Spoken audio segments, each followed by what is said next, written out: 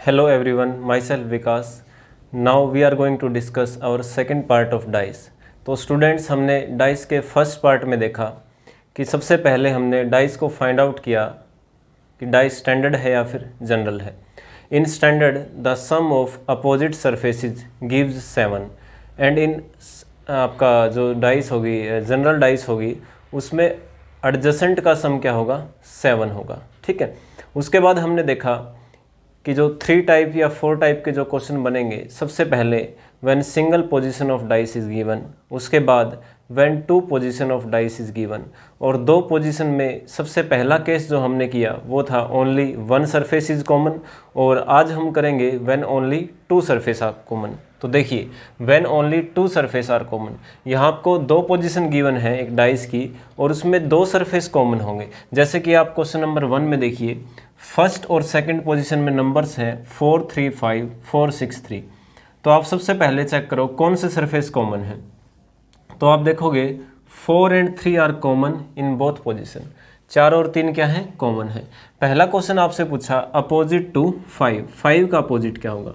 तो स्टूडेंट्स जैसा आप देख रहे हो कि जब भी आपकी 2 डिफरेंट पोजीशन में 2 सरफेस कॉमन होंगे तो जो अनकॉमन सरफेस हैं, अनकॉमन क्या है 5 और 6, जो कॉमन नहीं है 2 सरफेस वो क्या होंगे एक दूसरे के अपोजिट होंगे. तो आप ये सिंपल कह लो 4 3 के एक साइड 5 है, उसी 4 3 के दूसरे साइड क्या है 6 है. So the 5 and 6 are opposite to each other, इसलिए 5 का अपोजिट क्या होगा 6 और 6 का अपोजिट क्या होगा 5. क्लियर है. जब भी 2 सरफेस कॉमन हो तो जो एक सरफेस बच गया जो कॉमन नहीं है वो अपोजिट होगा. अब यहाँ से पूछा है अपोजिट टू 3 कि 3 के अपोजिट क्या होगा. तो देखिए आप 3 के अपोजिट 4 और 5 नहीं हो सकता, क्योंकि जो 4 और 5 है वो 3 का एडजेसेंट है. तो 3 के अपोजिट में 4 और 5 नहीं होगा. ठीक है. ऐसे ही आप देखिए कि 3 के अपोजिट में 6 भी नहीं होगा, क्योंकि 3 का एडजेसेंट क्या है 6 है, तो 6 भी नहीं होगा. ठीक है. और देखिए आप इसके अलावा अब क्या बच गया, इसके अलावा इस डाइस में जो नंबर्स बच गए बच्चों वो है 1 और 2.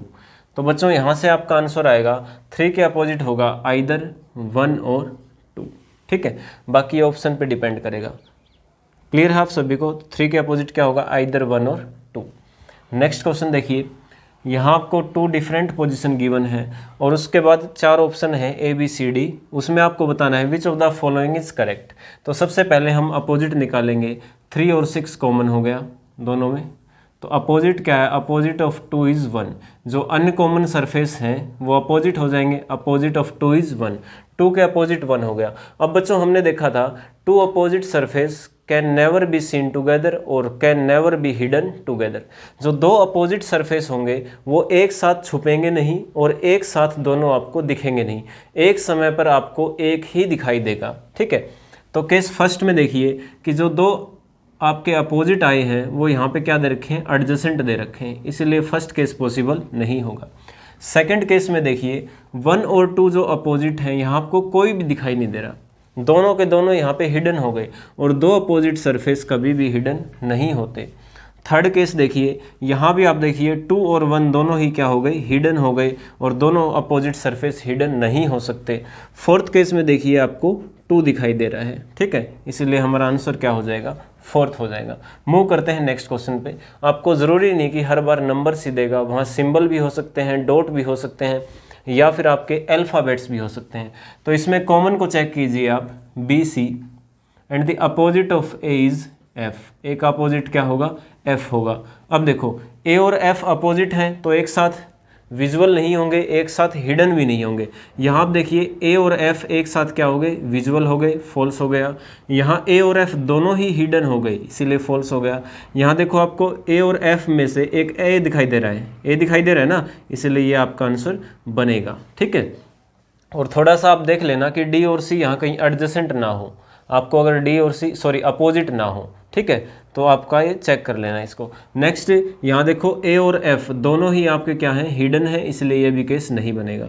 तो आंसर क्या हो जाएगा बच्चों, आंसर हो जाएगा हमारा थर्ड. तो हमने सीखा जब भी 2 अपोजिट सरफेस आपके 2 कॉमन सरफेस होंगे एक डाइस में, तो जो अनकॉमन सरफेस है वो क्या होंगे एक दूसरे के अपोजिट होंगे. अब हम मूव करते हैं हमारे थर्ड केस पे, when no surface is common.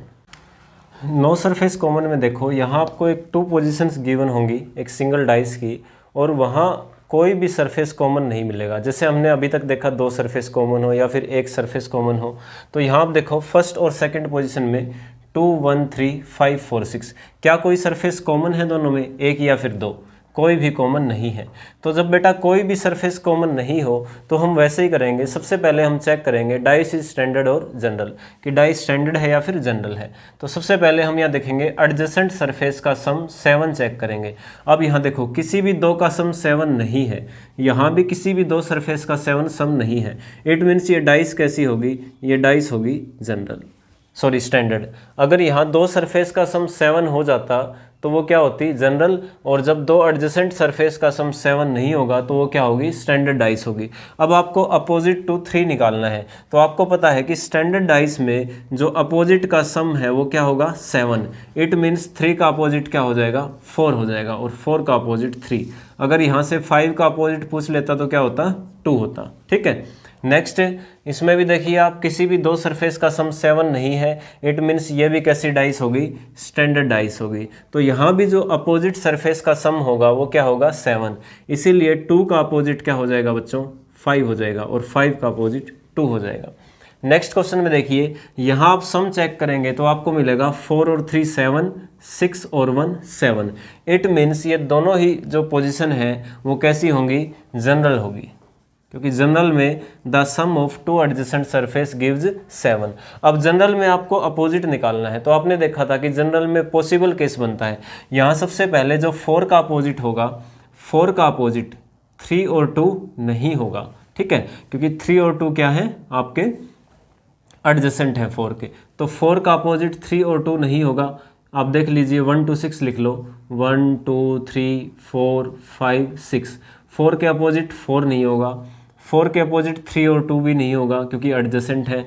ऐसे ही देखो अगर ये 2 कॉमन है, अगर ये आपकी डाइस जनरल है तो उसके बाद जो 4 का अपोजिट बचा वो क्या बचा, आइदर 1 5 और 6, आइदर 1 5 और 6। ठीक है, या फिर कह लो कि जो 4 के अपोजिट होंगे वो जो हिडन नंबर्स हैं जो आपको दूसरी तरफ दिखाई दे रहे हैं, इनमें से कोई एक होगा, आइदर 1 5 और 6।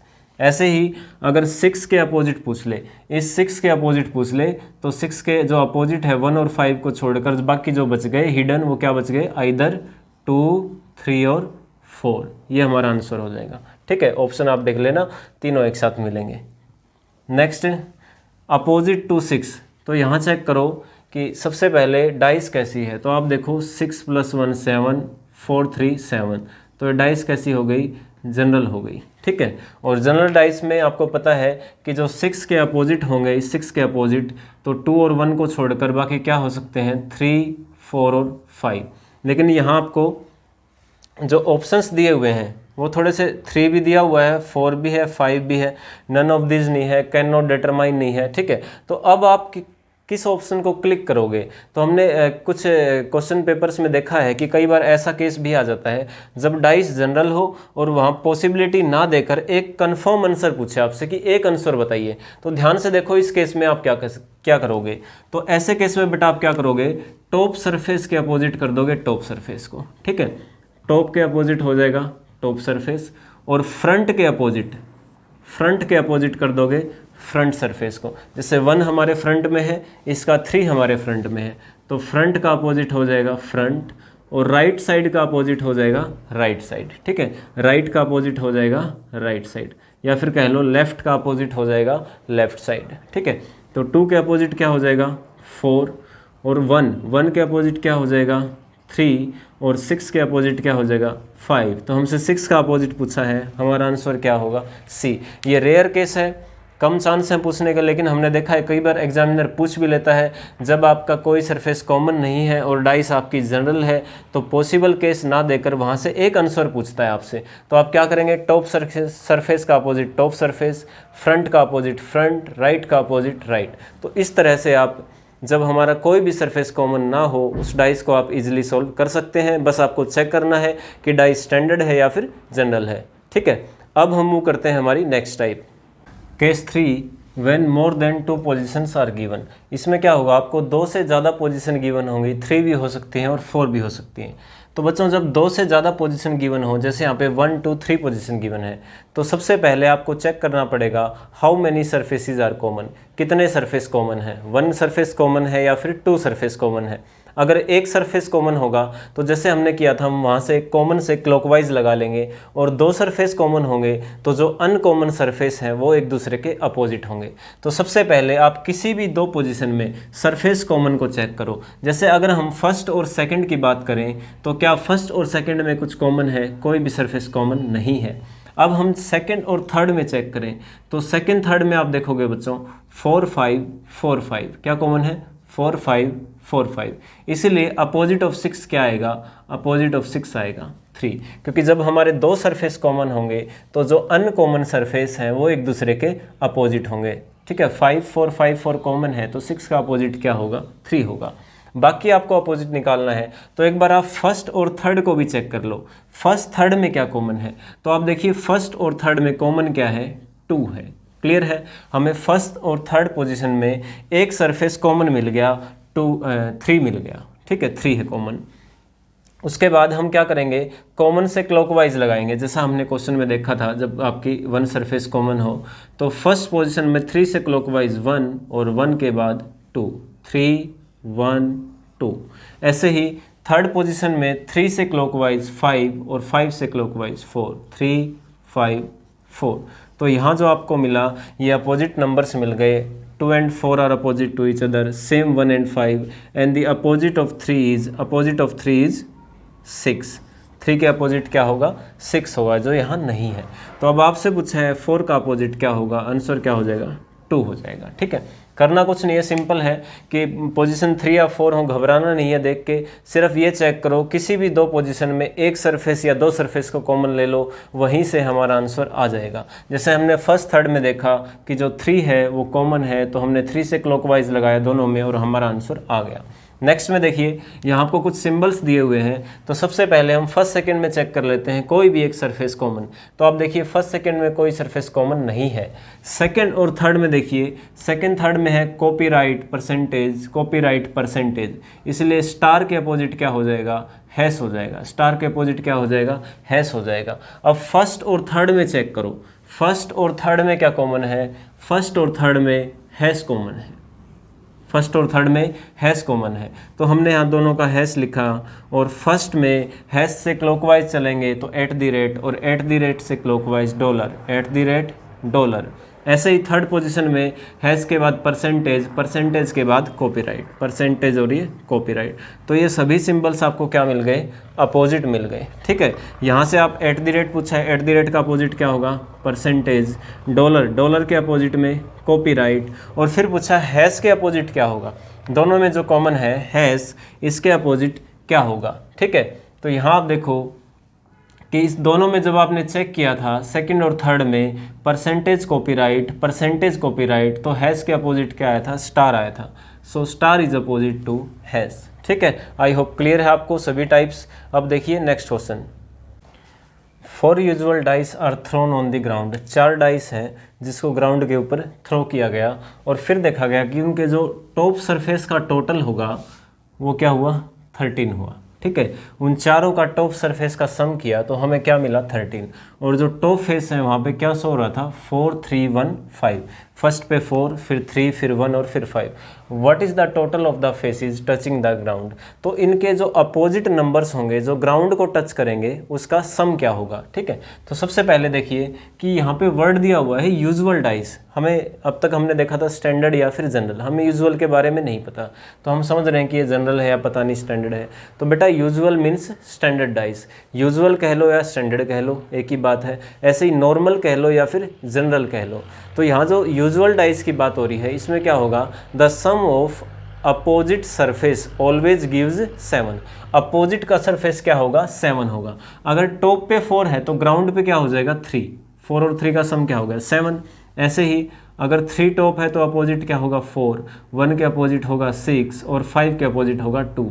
तो जो ग्राउंड को जो फेस टच करेंगे उसका सम करेंगे आप 7 6 13 + 2, आंसर क्या हो जाएगा? 15 हो जाएगा। ठीक है, next question. 3 dice are rolled simultaneously and the number shown on all the 3 dice are added. 3 dice हैं उसको ऐसे रैंडमली एक साथ थ्रो किया गया और वहाँ पे जो टॉप सरफेस है उसका सम किया गया, उसको ऐड कर दिया गया, ठीक है। Then the total number of possible ways to have a sum of 7।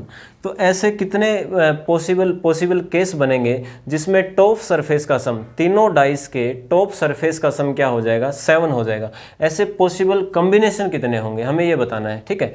तो हम आपने नंबर्स देखे हैं जो डाइस के ऊपर 1 2 3 4 5 6 ये नंबर्स होंगे। इसमें से आपके पास 3 डाइस हैं, ठीक है। तीनों डाइस में से इनमें से कोई ना कोई नंबर होगा, ठीक है।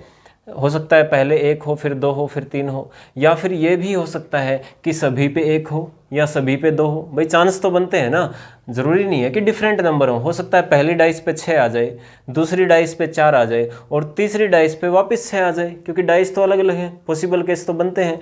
तो हमें यहाँ ऐसे 3 कम्बिनेशन बनाने हैं जिसका सम क्या हो जाए, 7 हो जाए, ऐसे 3 नंबर्स। तो सबसे पहले जो हम केस देखेंगे वो हम देखते हैं 1 2 और 4 का, ठीक है। मान लो एक डाइस पे 1 आ गया टॉप पे, एक पे 2 आ गया और एक पे 4 आ गया, तो तीनों का जो सम बनेगा वो 1 2 4 यानी कितना हो गया, 7 हो गया। तो केस 1 क्या बना, 1 2 4, एक केस ये बन गया। अब इसी में केस बनेंगे 1 2 4 में, ठीक है।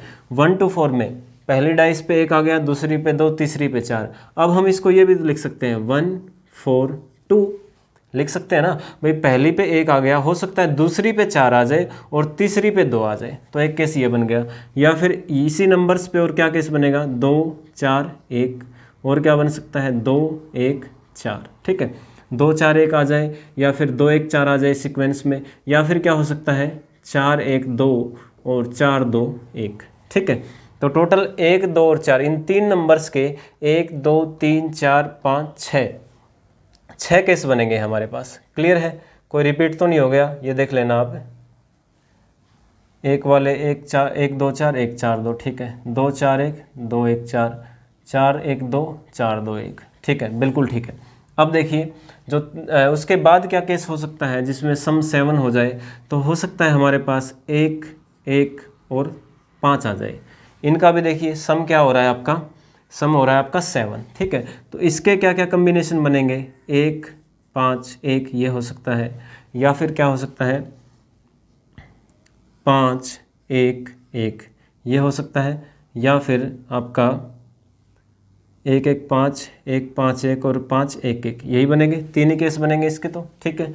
उसके बाद तीसरे जो नंबर्स हैं वो क्या हो सकते हैं, 2 2 3, इसका भी देखिए सम कितना हो गया, 3 2 5 और 2 7 हो गया। इसमें क्या क्या पॉसिबल केस बनेंगे, 2 3 2 और फिर बनेगा 3 2 2, 3 केस इसके हो गए, ठीक है। और क्या हो सकता है आपका, और देख लो 3 3 1 ये भी कितना हो जाएगा, 7। इसके क्या क्या केस बनेंगे, 3 1 3 और फिर बनेगा 1 3 3 ये हो गया। और ऐसे ही केस फाइंड आउट करो कि ऐसा और क्या केस बनेगा, और मेरे ख्याल से और कोई भी केस नहीं बनेगा, कंप्लीट हो गया, ठीक है। 3 नंबर्स का कोई कम्बिनेशन और नहीं होगा जिसमें सम 7 होगा। तो यहाँ टोटल जो केस बने वो देखो 1 2 3 4 5 6 7 8 9 10 11 12 13 14 15, तो हमारा आंसर हो जाएगा 15। ऐसे 15 केस बनेंगे, ऑप्शन नंबर सी। मूव करते हैं next question. In a dice if 1 is adjacent to 2 4 and 6, एक डाइस में जो एक के एडजेसेंट सरफेस है वो होंगे 2 4 और 6, then which of the following statement is necessarily true. तो इन 4 में से कौन सी स्टेटमेंट ट्रू होगी। तो सबसे पहले डाइस देखिए कि डाइस में जो 1 है इसके एडजेसेंट होंगे 2 4 6, तो यहाँ मान लीजिए टॉप में 1 है, ठीक है, 1 हो गया। इसके जो एडजेसेंट हो गए, इधर कर लो 2, यहाँ कर लो 4 और यहाँ कर लो 6, कि 1 के एडजेसेंट है। देखो 1 के अपोजिट नहीं है, 1 के एडजेसेंट 2 है, 1 के एडजेसेंट 4 है और 1 के एडजेसेंट 6 है। अब जो 2 सरफेस बच गए, एक ये आपका फ्रंट वाला और एक ये नीचे वाला, तो यहाँ जो नंबर्स होंगे वो क्या होंगे, 3 और 5। ऐसे ही नीचे क्या होगा, 3 और 5, ठीक है। यहाँ 3 है तो यहाँ 5 होगा, यहाँ 5 है तो यहाँ 3 होगा। अब कौन सी स्टेटमेंट ट्रू होगी आपकी वो देखिए। फर्स्ट 2 इज अपोजिट टू 6, क्या 2 6 के अपोजिट में होगा, ये बिल्कुल कंफर्म है। तो यहाँ से तो आपको लग रहा है कि कंफर्म है, लेकिन आप डायग्राम को बनाते हुए आप ऐसे भी बना सकते थे कि 1 के एडजेसेंट जो 2, 4 और 6 हैं, तो मैं यहाँ कर लेता हूँ 2 और यहाँ कर लेता हूँ 4। देखो क्वेश्चन पे तो कोई इफेक्ट नहीं हुआ, 1 के एडजेसेंट 2, 4, 6 हो गए और बाकी जो सरफेस हैं वो 3 और 5 हो गए।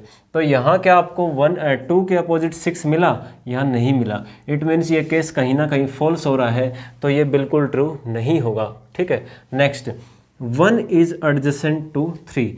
क्या 3 1 के एडजेसेंट होगा? देखिए अगर यहाँ मैं लिख दूँ 3 को तो नीचे क्या हो जाएगा 5। यहाँ तो आपका 1 का एडजेसेंट आ रहा है 3, लेकिन मैं इसको ऐसे भी तो लिख सकता हूँ, नीचे 3 और यहाँ पे 5। स्टेटमेंट का वायलेशन नहीं हुआ। ठीक है, तो यहाँ देखो 1 के एडजेसेंट आ रहा है क्या 3? नहीं आ रहा, तो ये भी क्या हो गया? फॉल्स हो गया। थर्ड पे जाते हैं, 3 इज एडजेसेंट टू 5 और उसके बाद है 3 इज अपोजिट टू 5। तो आप 3 को यहाँ लिखो, 5 को नीचे, या फिर 5 को यहाँ 3 के नीचे। आप देखोगे दोनों ही केस में जो 3 और 5 है वो हमेशा क्या रहेंगे? आपके एडजेसेंट ही रहेंगे। इसीलिए हमारा थर्ड जो स्टेटमेंट है वो ट्रू हो जाएगा और फोर्थ हमारा फॉल्स हो जाएगा। ठीक है, next question, if 1 is opposite to 5। यहाँ जो डाइस दी हुई है आपको उसमें बोला है कि 1 के अपोजिट क्या हो? 5। तो मान लीजिए टॉप में 1 है, नीचे हो जाएगा 5। 2 इज अपोजिट टू 3। 2 के अपोजिट क्या है? 3। अगर सामने 2 है तो पीछे क्या हो जाएगा? 3। 1 के अपोजिट क्या हो गया? 5। 1 और 5 अपोजिट हो गए, और 2 के अपोजिट क्या हो गया? 2 के अपोजिट हो गया 3। ठीक है, तो जो नंबर्स बचेंगे यहाँ आपके लेफ्ट और राइट साइड में, वो कौन से नंबर्स बचेंगे? 4 और 6। ठीक है, 4 और 6। अगर यहाँ 4 है तो यहाँ 6 होगा, यहाँ 4 है तो यहाँ 6 होगा। अब देखिए कौन सी स्टेटमेंट ट्रू होगी? 4 इज एडजेसेंट टू 3 एंड 6। वो कह रहा है कि जो 4 है वो 3 और 6 के एडजेसेंट होगा। तो आप देख रहे हो बेटा, 4 और 6 हमेशा क्या होंगे? अपोजिट होंगे, इसीलिए 4 3 के तो एडजेसेंट हो ही नहीं सकता।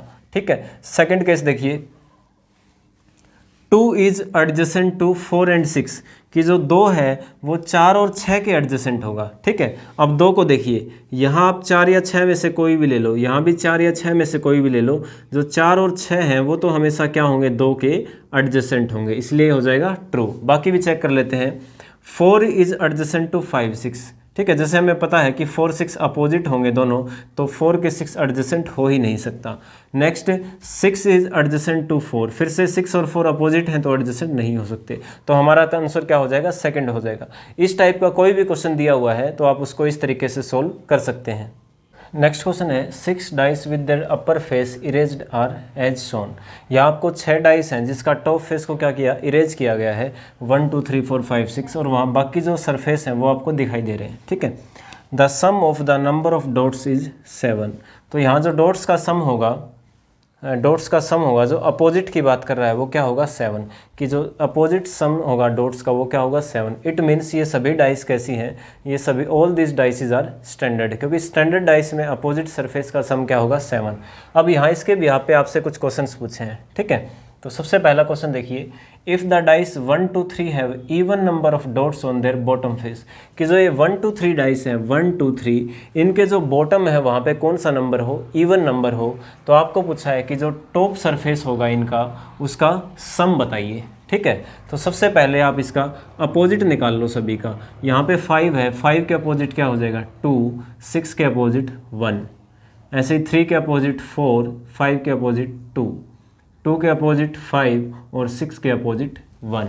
अब देखिए फर्स्ट डाइस में 1 के अपोजिट 6, 5 और 2 अपोजिट हो गए, तो आपके पास एक पेयर और क्या बच गया? एक पेयर बच गया 3 और 4 का। ठीक है, 3 और 4 का बच गया। अब उसने कहा है कि जो बॉटम सरफेस है वहाँ पे इवन होगा या ओड? वहाँ इवन नंबर होगा, यानी कि बॉटम में तो हो जाएगा 3 इवन नंबर होगा, 4 हो जाएगा, और टॉप में ओड नंबर हो जाएगा 3, क्योंकि उसने बोला है ना कि जो even numbers of dots on there bottom पे क्या होगा? इवन। 4 इवन है तो टॉप में क्या हो जाएगा? ओड नंबर हो जाएगा 3। ठीक है, ऐसे ही यहाँ देखिए 3 4 5 2, तो क्या बच गया? 1 6। 1 6 में बॉटम में क्या हो जाएगा? इवन नंबर और टॉप पे ओड नंबर। ऐसे ही थर्ड डाइस में 2 5 1 6। अब बच गया हमारे पास 4 3, तो यहाँ क्या हो जाएगा 4 और ऊपर क्या हो जाएगा 3। अब आपको सभी का बताना है कि इन सभी का टॉप सरफेस का सम क्या होगा। 3 3 6 और 1 7, आंसर हो जाएगा 7। नेक्स्ट क्वेश्चन देखिए,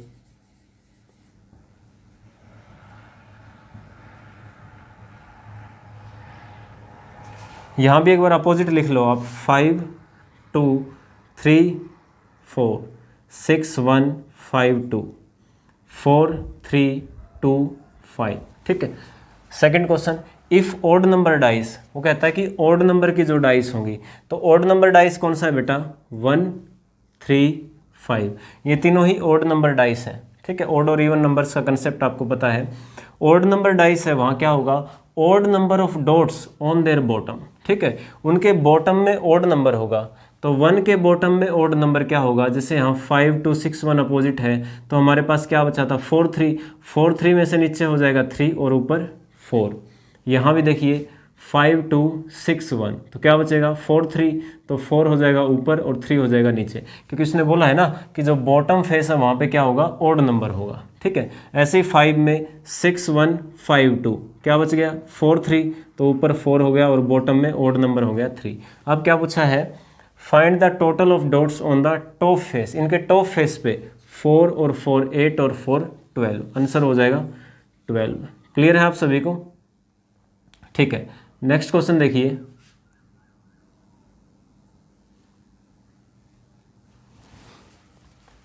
इफ द डाइस 1 2 3 हैव, अब कहा कि जो 1 2 और 3 पहली 3 डाइस हैं, इनके जो बॉटम है have even number of dots on there bottom, कि जो बॉटम फेस है उस पर कैसा नंबर होगा, इवन नंबर होगा। तो यहाँ 4 और 3 का जो कॉम्बिनेशन था उसमें इवन नंबर क्या हो जाएगा, नीचे 4 ऊपर क्या हो जाएगा 3। ऐसे ही इसमें 3 4 5 2 1 6 बच गया, तो 6 यहाँ 1 यहाँ, इसमें भी आपका 4 3 बच गया, ठीक है। तो नीचे क्या हो जाएगा 4 और ऊपर क्या हो जाएगा 3।